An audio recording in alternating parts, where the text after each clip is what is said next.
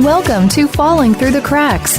Feel alive and thrive with Dr. Rebecca Risk. Do you ever feel that even though nothing seems seriously wrong and you pass all the medical tests, that you still feel that your health, pain, and fatigue are completely out of control? It doesn't have to be that way. Listen to the tips and suggestions given on our program today and take back control of your health. Now, here is Dr. Rebecca Risk. Hi, everybody. Welcome to Falling Through the Cracks. Today, we're talking with Ben Westhoff, who is an award-winning investigative reporter and author. And today, we're discussing his book, Fentanyl Incorporated. Ben, welcome to the show. Thank you for having me. So, what inspired you to write a book about fentanyl? Well, I was actually a music journalist in Southern California, and I was wondering why so many people were dying at raves. I was covering these big electronic music festivals, and it seems like every time there was one, someone was dying. This was in the first part of this decade. And it turns out their deaths were ascribed to ecstasy, but from what I understood, ecstasy didn't usually kill people. So I began digging and found out that the ecstasy, almost all of it, was adulterated with these new drugs, and very little was known about these new drugs.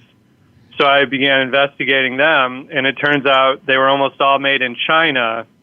And some of these new drugs include fentanyl. And around the same time, fentanyl started being cut into heroin and killing people. And the thing is that unlike heroin, which is grown from the poppy plant, fentanyl is made synthetically in a lab. And it's much, much stronger than heroin. 50 times stronger. And so people who think they're taking pure heroin often have fentanyl cut in to their heroin, and it kills them instantly.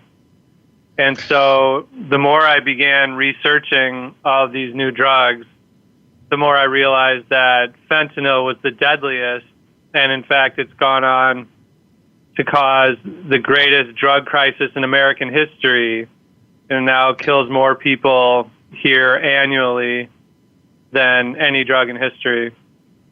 Well, you know, we're, as a society, talking about the opioid crisis, and a lot of people are under the impression that this is from prescription medication. And the problem is that the prescriptions need not to be written as much as they are, and people are abusing their prescriptions.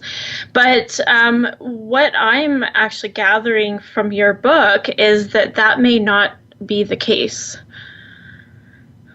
Yeah, there's three waves to the opioid crisis. And the first one was prescription pills like OxyContin. And those were being way overprescribed in the 90s and onward. And so people would get them for relatively minor injuries. And then, you know, when they felt better, they would find they were hooked on these pain pills. And so many law-abiding citizens then turned to street heroin and started buying from drug dealers. And so that was the second wave of the opioid crisis. Now, more recently, this heroin is almost impossible to find in its pure form in most places. And fentanyl has come in and is replacing heroin, not just heroin, but fentanyl is often found in black market prescription pills. That's how Prince, the singer, died. He thought he was taking Vicodin, I believe, but it was actually cut with fentanyl. And fentanyl is being cut into meth, into cocaine. And that represents the third wave of the opioid crisis, fentanyl. So a lot in your book you're talking about, you actually go quite on a bit of an exploration. You went all the way to China to figure out what was going on with fentanyl being produced and supplied to the States. And, you know, I had some conversations in my house last night about your book. I actually think that it's probably pissed me off more than any other topic that I've done. And and a lot of topics are including things where things aren't regulated properly, or there's some denial. And a friend died last year, and he had probably done cocaine off and on in his life for about 30 years. And suddenly a dose that he had trusted and known killed him. And we now understand, because we didn't at the time, that he was probably not even choosing to take fentanyl. And I think that from what I gather in your book, this is happening a lot, that there's no regulation on illegal drugs, and people are doing what they think is, okay, somewhat. Yeah, well, I'm very sorry to hear about your friend. And Canada also has the second biggest problem with the opioid crisis, and particularly fentanyl, after the U.S. Some people, by the way, pronounce it fentanyl, and some people pronounce it fentanyl.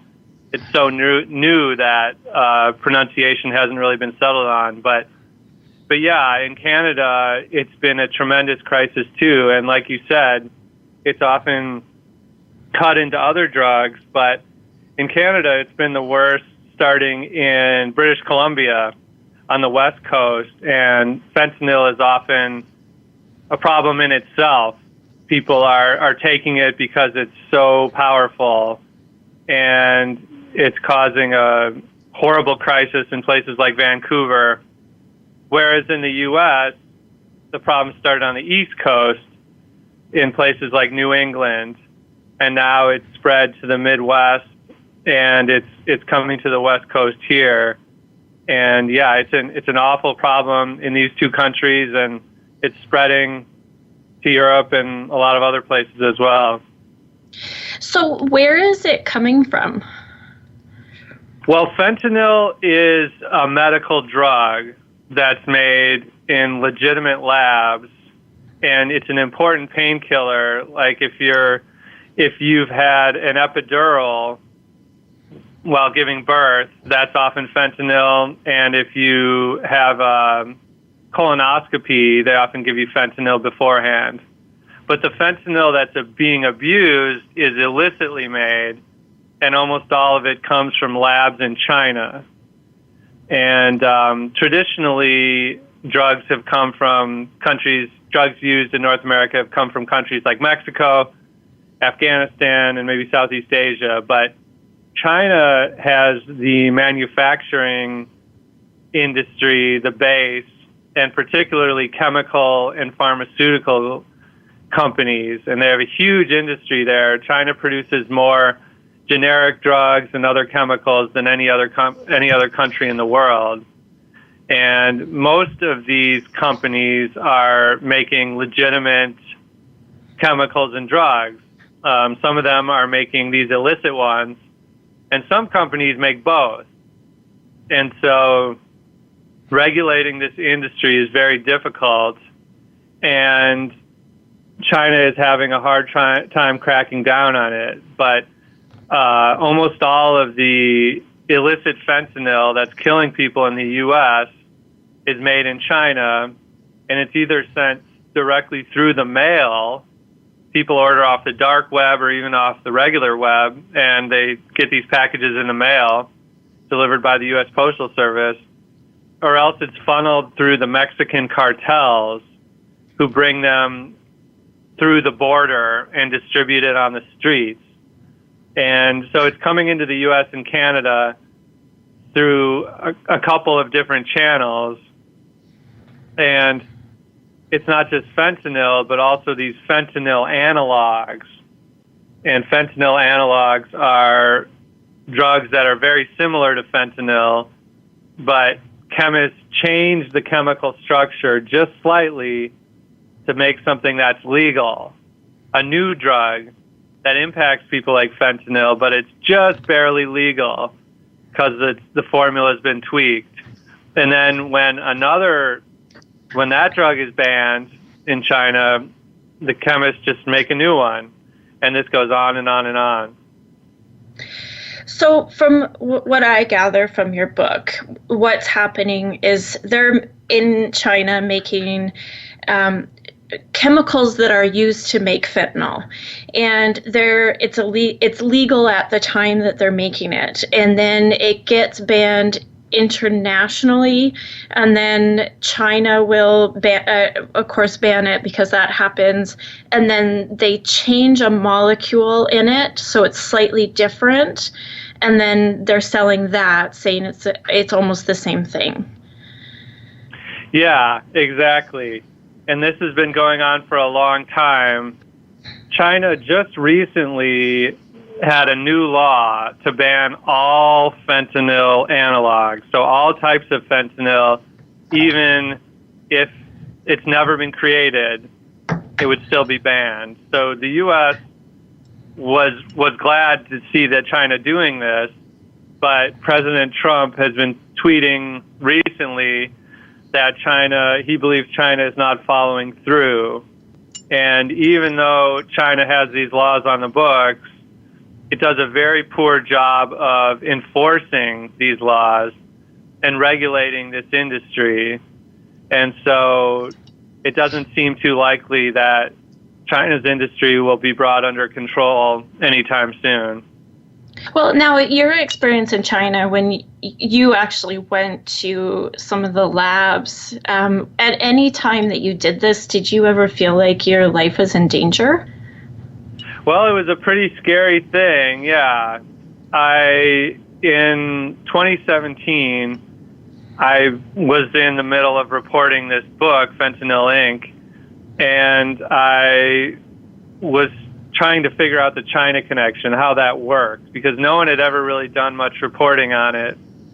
And so I began contacting all of these chemists and these business people, these lab owners in China, and they were very easy to reach. I just had to Google buy fentanyl in China and stuff like that. And then I made up an assumed name. I pretended to be a drug dealer, and I said I was going to be in China, and they said they would show me the lab. And so I showed up on the first day of 2018 in January and began contacting these lab owners, and I was able to infiltrate a pair of drug operations there. One was a smaller lab that made all sorts of fentanyl analogs and synthetic cannabinoids, which are like K2 and spice. They're known as synthetic marijuana, and they're also causing a huge overdose crisis. And the other operation I infiltrated sold fentanyl precursors. So these are the the chemicals that are used to make fentanyl, kind of like how Sudafed is used to make meth. And this company was crazy because there were hundreds and hundreds of salespeople on a couple of call floors, and they were sitting at cubicles behind computers. These were recent college graduates, and they were, it looked like any other office really, but they were selling these horrible chemicals to the Mexican cartels, to Americans and others used to make fentanyl. And it was really a shock to see this. And I learned that not only do companies like this exist right out in the open, but they're actually subsidized by the Chinese government.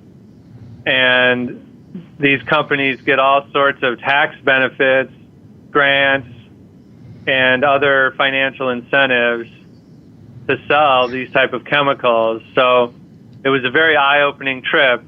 To your question, if I was worried that my life might be in danger, I was definitely worried, but I took comfort because these aren't like Mexican cartels or Colombian cartels. There aren't a lot of guns in China at all. And these aren't really criminal organizations. These are actual businesses and companies who, like I said, are accepted by the government and even supported by the government. So their main focus is making money. And for that reason, I was not as scared as I might have been otherwise. Yeah, you definitely had a story where you were quite sure where you were going, and thinking that you're actually, going to report a drug ring. As I'm reading your book, I'm like, well, he must have survived because this is in print. But it definitely, brings to light what you were actually reporting on. You weren't just going to go see a lab; you were going to go see a drug lab. Yeah, no journalist had ever been inside of one of these Chinese fentanyl labs.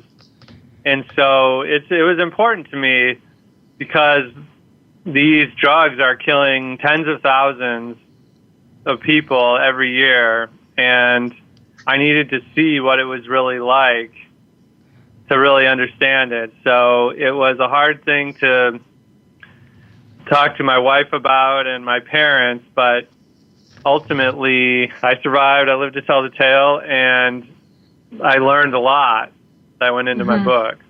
Yeah, definitely. We're going to take a quick break. We're talking today with Ben Westhoff, and we're discussing his book, Fentanyl Incorporated. We'll be back shortly.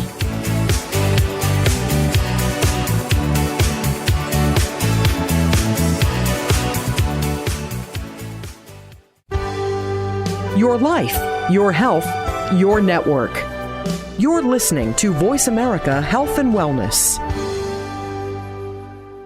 The Voice America Live Events channel is here now to showcase your corporate, individual, or organization's live event. Visit voiceamerica.com/live events to see all of our past live events and find out more. Whether it's a multi-day conference, special speaker, or single-day event, we've got everything to make your event a success. We can do a few hours or a few days. For more information about taking your event to the next level, call Jeff Spinard at 480-294-6417 or email info@voiceamerica.com. Again, that's Jeff Spinard at 480-294-6417 or send us an email to info@voiceamerica.com. Voice America is where you are and where you want to be. Join us around the globe as we broadcast live from some of the most interesting events available. Don't forget to view all our live events, including on-demand access to past events that you may have missed by visiting voiceamerica.com/live events. Have you become a member yet? Sign up now to become a member of Voice America. It's always free and easy. Plus, you get to take advantage of some great member benefits. Get unlimited access to millions of hours of on-demand content across all of our channels. Keep track of your favorite episodes, shows, and hosts in your own customizable library. Find out what shows you might be interested in based on your favorites. Plus, you get insider access with our newsletter. Membership gives you more. Sign up at voiceamerica.com and click register at the top right. Your life, your health, your network. You're listening to Voice America Health and Wellness.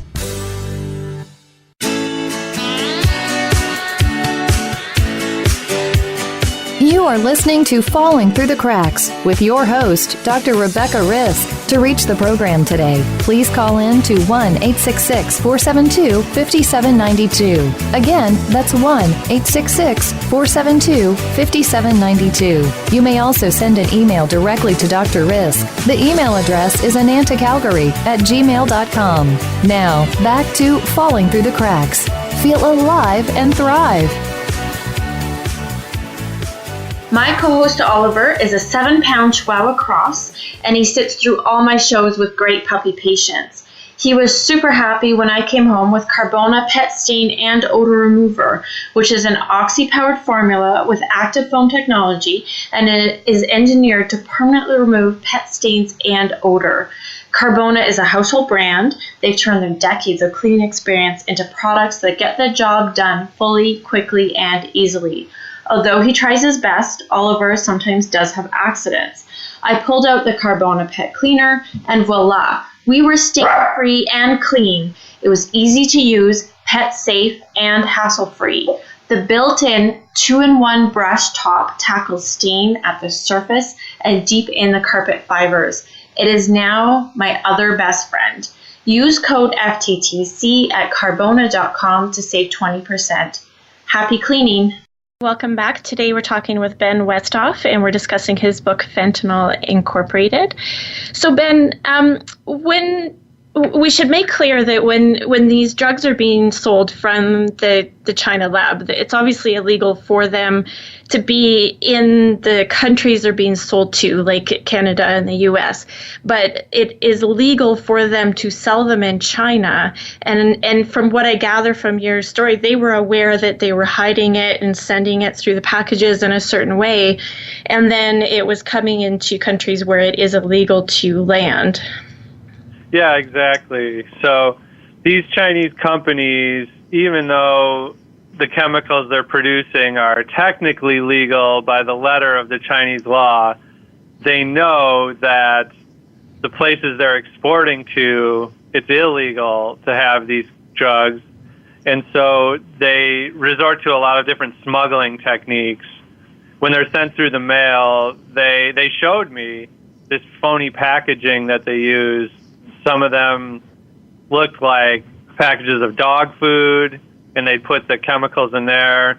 One was like dried banana chips, and they put them in there. And they told me that they have all sorts of people at customs. They have people in the Chinese side, people on the American side, and I don't know how much of this is true, but they go to great lengths. And other companies use the dark web, which basically makes it, very difficult to identify who's communicating with whom, and so it's harder for law enforcement to stop these types of deliveries. And then also, like we said, there's huge quantities of fentanyl precursors, and other drugs that are sent on cargo ships from China to Mexico. And those are, they're only a tiny quantity of these drugs is needed. And so you can fit 1 million doses in, a small box. And it's almost impossible to find that when it's on one of these big container ships. So when it comes into North America, who's ordering this? What's happening to it?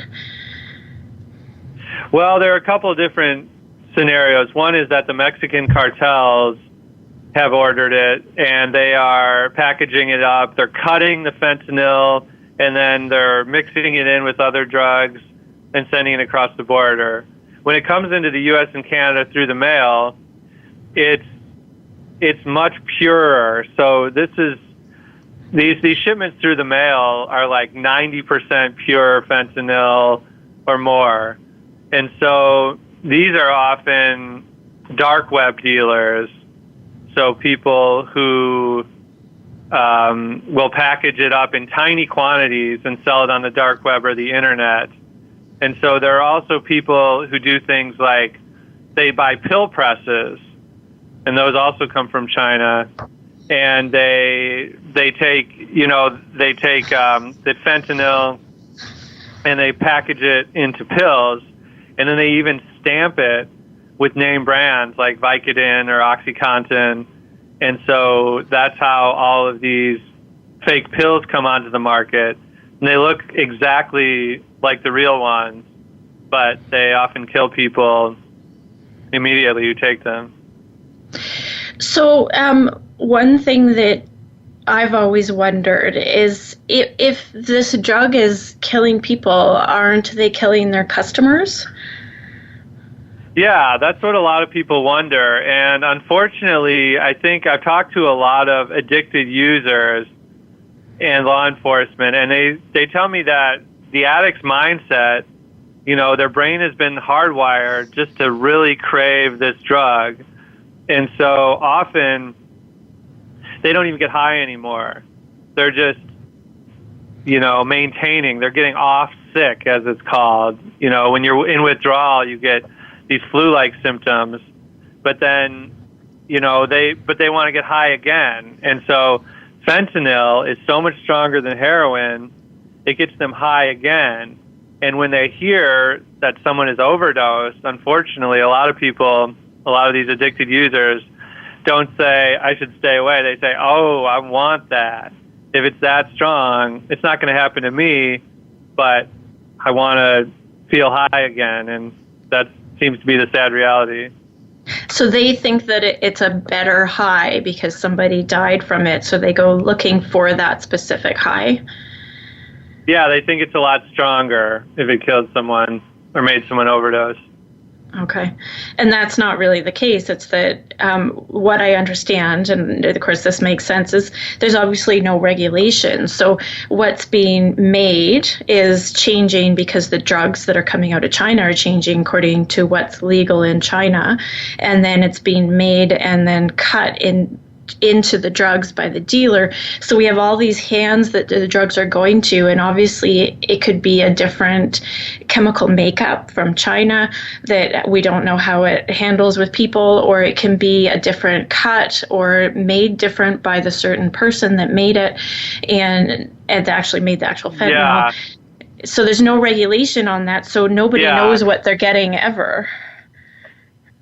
Yeah, exactly. And that is really the crux of the crisis, because it's not just the user doesn't know what they're getting. You know, they could get a mixture that was, say, 2 parts heroin and 1 part fentanyl, or it could be 1 part heroin, 1 part fentanyl.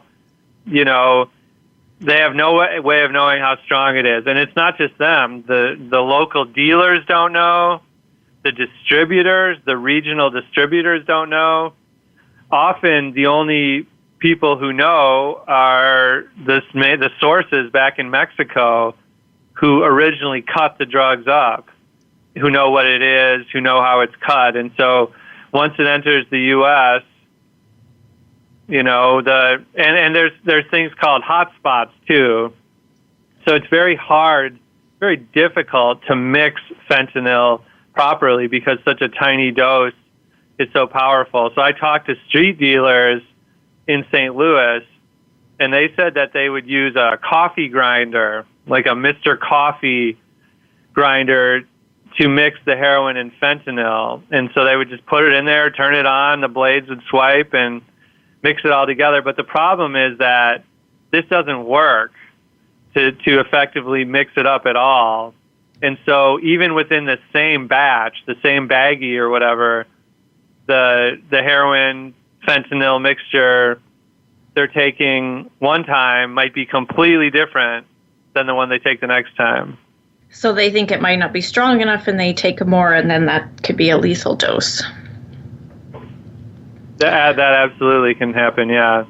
Yeah. So when you were talking about all this in your book, it seemed almost like it was whack-a-mole. So a certain analog would become illegal, and before they even signed the papers to make it illegal, China was already making a different analog, and they were well ahead of this. So it seems like we don't have the right situation or we're not dealing with this properly. We just keep trying to ban drugs, and obviously illegal drugs are always going to be there. We've never succeeded in this war on drugs that we've had for 50 some years, 60 years, but it doesn't seem like we're doing the right thing. Yeah, I agree with that. The focus in the war on drugs has always been on the supply side. And we're trying to, we captured El Chapo. We're trying to crack down on China. And the problem is that people are always going to want drugs. And if we don't face that fact, we're going to keep running into the same problems we have. And so, even if we are able to successfully crack down on China and get them to stop producing and exporting all of these bad fentanyls and other drugs, the industry could just migrate. And already India is starting to pick up a lot of the slack, and there's been some big fentanyl busts there. And so my belief is that we really need to work on the demand side in the U.S. and Canada. And there's been some movement towards that. There's been a lot of people talking about giving people care, treating the addiction symptoms instead of locking people up. But there's still way too much of that going on, and fentanyl is being treated differently. So President Trump signed criminal justice reform that shortened sentences for a lot of people, and that's great, a lot of drug offenders, but fentanyl was classified differently. And so for people who are caught on fentanyl offenses, they aren't getting shorter sentences, and in fact, in a lot of cases, are getting longer sentences. And so this is kind of a fundamental problem in how we deal with this issue. Well, and if everything is cut with fentanyl, that's going to be everybody anyway. So it doesn't seem to be solving any of the problems.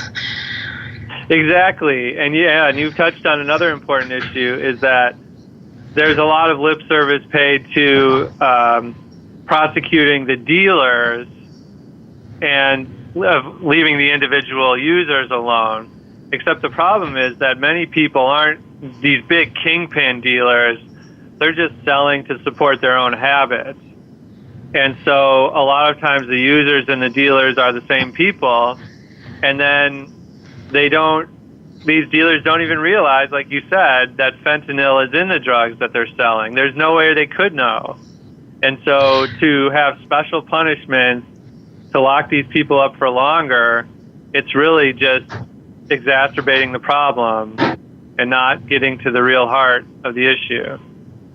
Well, and you talked in your book about there are some organizations that are trying to not only bring awareness, but help people test the drugs that they're taking. What's going on there?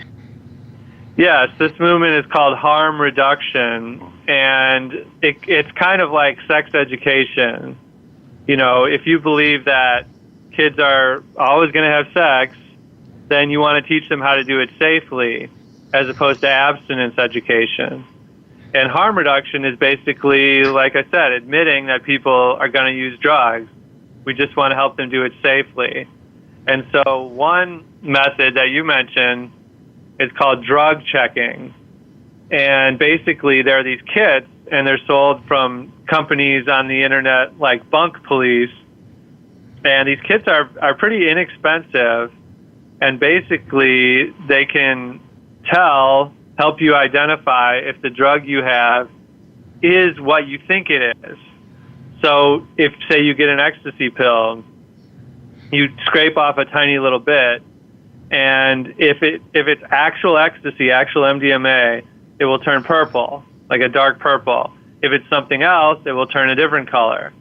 And the same thing with fentanyl and heroin. If you test your heroin, and these drug checking kits can tell you if there's fentanyl in them, if there's fentanyl in the heroin. And fentanyl test strips are also in this same vein. And to me, these are a critical part of harm reduction, because there have been studies done, including one in Vancouver, and it shows that when people find fentanyl or other bad chemicals in their drugs, they're less likely to use them, they're more likely to be safe, and they're less likely to overdose and die. Which is definitely what we want, which I think is why, I got so pissed off yesterday, because, knowing that this kind of education could have saved our friend's life. And a friend's son also died last week of a fentanyl overdose. And so, this was a hot topic in my house last night. And I just don't understand why we aren't pushing this more and educating people more, because anytime the opioid crisis gets talked about, it's in terms of prescription medication. And even though I thought that I knew what was going on, I didn't until I read your book. So the knowledge isn't what it should be. Yeah, absolutely. There's not a lot that's known. The education campaigns are lacking when it comes to these new drugs, because, and I think it's kind of a remnant of the just say no policies and propaganda of the 80s and 90s. Basically, kids were taught that all drugs are bad, all drugs are going to kill you or turn you into some sort of zombie, And people realized that wasn't true. People, were smoking marijuana and realizing it wasn't killing them. And so they began to distrust everything that the government was saying. And I think information campaigns now need to be honest, and they need to tell people, and kids in particular, that there's really a difference between these drugs, that K2, synthetic marijuana, this is not like regular marijuana. This won't chill you out. This will make your heart race. This will make you overdose, and that fentanyl, no one's saying heroin is a safe drug, but people have there are people who have been heroin addicts for decades, and they take one dose of fentanyl and they're dead. People need to know that fentanyl is a new drug. It's much stronger. It's much different. It's a totally different ballgame. I definitely agree. We're going to talk about this more when we get back. Today we're talking with Ben Westhoff, and we're discussing his book, Fentanyl Incorporated. We'll be back shortly.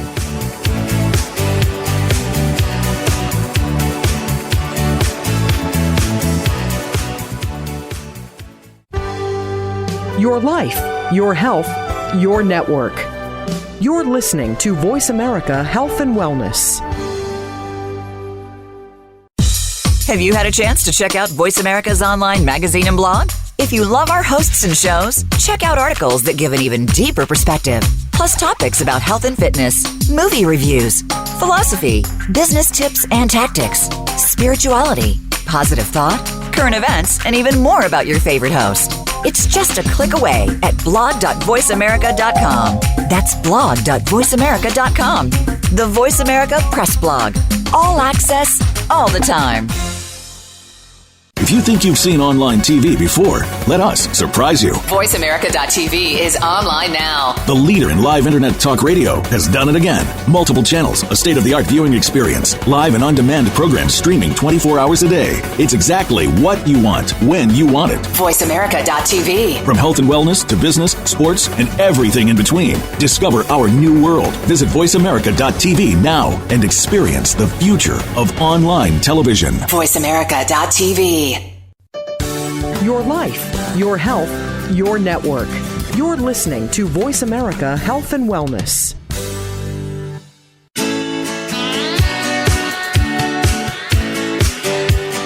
You are listening to Falling Through the Cracks with your host, Dr. Rebecca Risk. To reach the program today, please call in to 1-866-472-5792. Again, that's 1-866-472-5792. You may also send an email directly to Dr. Risk. The email address is anantacalgary@gmail.com. Now, back to Falling Through the Cracks. Feel alive and thrive. Hi, everybody. Welcome back. Today we're talking with Ben Westhoff, and we're discussing his book, Fentanyl Incorporated. So, Ben, when I want to touch on what they're making the war on drugs sound like. On Facebook, I follow a lot of groups of chronic illness. And just so that I know what's going on out there, there are things that I treat. I have chronic Lyme, so I deal a lot with chronic pain with my patients because that is what I treat. And there seems to be a war on pain patients. And, just last night, there was a post about how someone couldn't get their prescription drug that they'd been on and stable on for a long time at a low dose because their doctor was afraid of the DEA. And I'm just wondering if this is a war that is just taking some casualties with it, that is misplaced and misguided, or if this is something that we should actually be concerned about. Yeah, you've touched on an important issue, and the opioid crisis is very complicated. Like I said earlier, the first wave of the opioid crisis did stem from this overprescription of prescription pills like OxyContin, and that definitely fueled the problem. In 2010, however, OxyContin came out with a new version of its pill, and previously people had been smashing it up and snorting it or injecting it, And so this new version of the pill couldn't be smashed up. It turned into kind of a gummy paste. And there was a study at Washington University in St. Louis that showed that a huge percentage of those people then switched to heroin. And so that's at the crux of the problem. In recent years, in the U.S., and I'm sure in Canada too, there's been a big movement to reduce the prescription of opioid pills. And I'm sure on balance that this is a good idea. You know, doctors were prescribing opioids for all sorts of problems that could have been easily addressed with less powerful drugs. But the issue is for people who have chronic pain and have been taking opioids for a long time. So I'm not a doctor. I don't pretend to know the answers, but I do know that just taking people's opioid pills away can cause much bigger problems. For one thing, like I said, it can make people turn to street drugs like heroin, which have a lot worse problems. And, you know, it makes patients feel like they're criminals. It definitely is not going to make the problem better. And so while I'm in favor of doctors reducing the amount of opioids they're prescribing to new patients, I'm not sure that taking someone's opioids away is a good idea. Well, you know, I agree with that, because the stories that I've seen, and these are often in America, I don't see it quite as much here, but there is some in Canada as well, but they're just suddenly not given their prescription anymore, and they're going cold turkey. There's no conversation. They're just not allowed to have it. And they have been, you know, people that have been stable on it. They're worried about losing their jobs, their homes, their family. And, you know, I do wonder if some of them are turning to street drugs because of the amount of pain that they're in. Unfortunately, we can't measure pain, but having been in pain myself, in chronic pain, I can understand the desperation that somebody would be in to want relief. And I can see that you know, this solution just isn't going to go anywhere good. Yeah, absolutely. And ironically, in Canada, there's a lot of talk. I just read an article yesterday about giving addicted users opioid prescription pills. So like heroin addicts and fentanyl addicts, that, you know, prescribing prescription opioid pills to them might be the answer. And so that's kind of the opposite of what is being thought in America. So right now, in a number of European countries, heroin addicts can actually get prescription heroin that's funded by the government. And the idea is that it's not always the heroin addiction or the opioid addiction that kills people. In fact, it's usually not. Like I said earlier, people who are addicted to opioids and even heroin can live healthy lives till old age. But it's, you know, things like sharing dirty needles. It's the side effects of the lifestyle associated with street drugs, you know, passing out in alleys, crime, violent crime, things like that are more likely to kill people than the drug itself. And so they've had a ton of success with this in places like the Netherlands, and essentially they've seen the rates of new users just dramatically plummet. And the costs associated with the heroin epidemic have been dramatically reduced too, because people aren't robbing and stealing to feed their habits. And the other thing I should mention, and that it's another thing that Canada has really been at the forefront of, is supervised injection facilities. And there are a number of these in Europe and in Canada, and what they are is basically a kind of a safe space where an addicted user can come and use his or her drugs, heroin, fentanyl, even things like crack, cocaine, meth. And there are nurses and doctors on the facilities. There are clean needles. There are, Narcan available if someone has an overdose. And it's basically a place where people can shoot up safely. And so there's never been a recorded incident of someone dying at one of these supervised injection facilities. And places like Vancouver, they're really credited with helping make the epidemic not nearly as bad as it would have been otherwise. And yet in the U.S., there are none. There are zero. They're not legal. And a bunch of cities have tried to start them, but the federal government has been pressuring them and shutting them down. So that, to me, is another important harm reduction tactic. Well, in your book, you talked about it. I remember the conversation before that opened in Vancouver. I was very supportive. And reading your book, I even understand it more because you talked about countries where, this kind of thing is in place and there is less crime, less people ODing. These people are functioning in society and, they are addicted, and we need to recognize that these are very hard drugs to get off of and possibly impossible.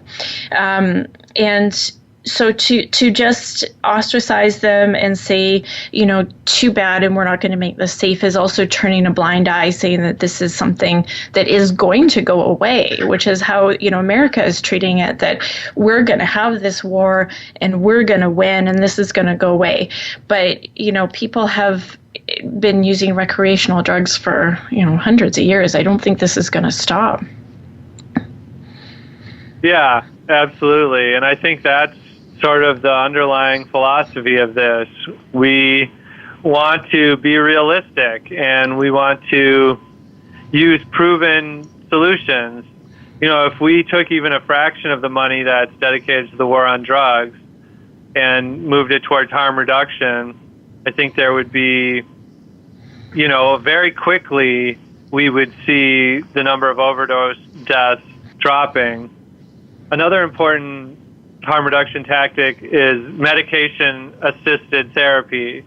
And so traditionally, a lot of opioid addicts have been given methadone. And methadone has been successful for a lot of people, but it's also a fairly strong opioid itself, and it's responsible for thousands of overdose deaths a year.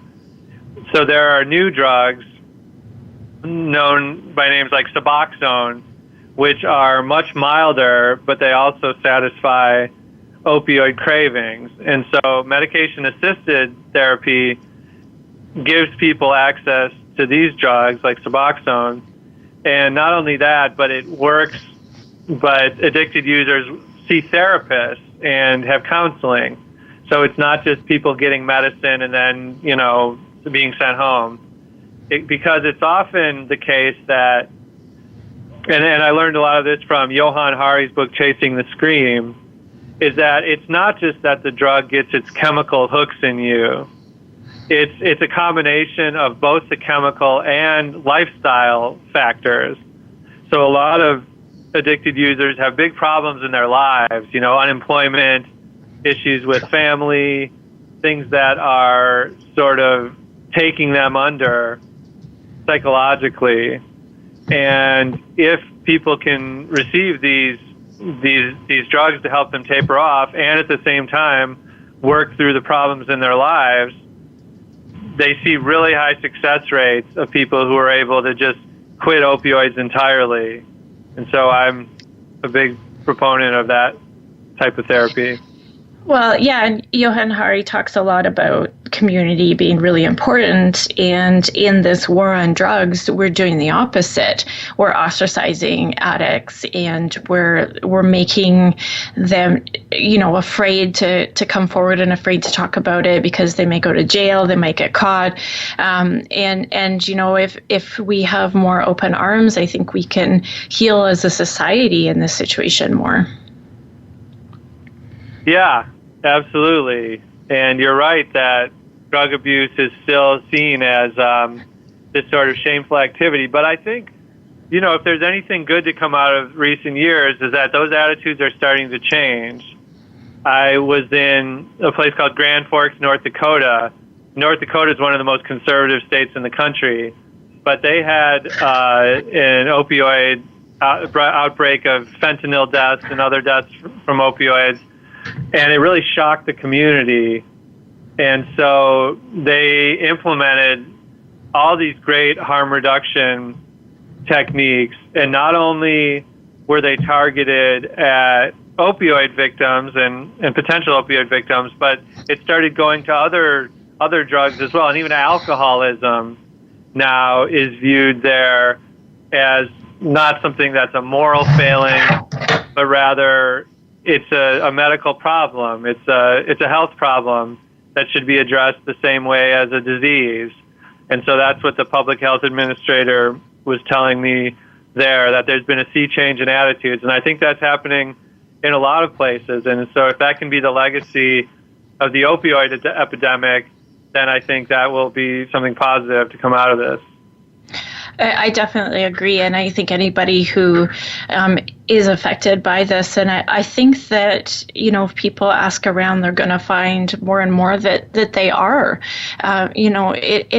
It's so common now to hear about somebody who OD'd, and back in the days when I partied, ODing was something you did on purpose, and now it's taking your regular dose of something that you think is it isn't what you think it is, and that's pretty scary, and I think we definitely need change. I agree with you, absolutely. It's a totally different world out there. I mean, yeah, when I was a kid too, when I was a teenager, the drugs, they told us that they were super harmful, but most of them really were pretty safe. And it's a totally different landscape right now, and it's a very scary time to have kids. And I honestly believe that a frank education, talking to your kids, but providing them real information, not just trying to scare them, but letting them know that there is a difference, but that any powder, any pills you take nowadays could be cut with fentanyl. And I've seen too many people who will just take whatever powder, whatever pill, and they want to have a good time and they don't even think about it. But they're drug checking kits. There are ways to be safe, even now. Well, thank you so much for sharing all of this. I recommend that anybody pick up your book, whether you don't have to do drugs. It's really important to understand what is going on, because this affects everybody. Your book just came out last week. It's called Fentanyl Inc., How Rogue Chemists Are Creating the Deadliest Wave of the Opioid Epidemic. And can you just let us know how people can get a hold of you if they have any questions or anything? Yeah, you can visit my website. It's benwesthoff.com. If you just Google me, Ben Westhoff, and you can find a lot of information about the book there. I'm going to be at a lot of different cities in the U.S. during September doing book events and speaking at opioid conferences and summits, and also in October and through November. So would love to hear your story, and thanks, Rebecca, for having me on. Well, thank you so much for everybody listening. Again, that was Ben Westhoff, and the book is Opioid Inc. And if you want more information about my journey back to health, you can find it on my website at dr-risk.com. Don't forget to follow me on Facebook, Twitter, or Instagram. Thank you so much for listening today. Be sure to make today a great day.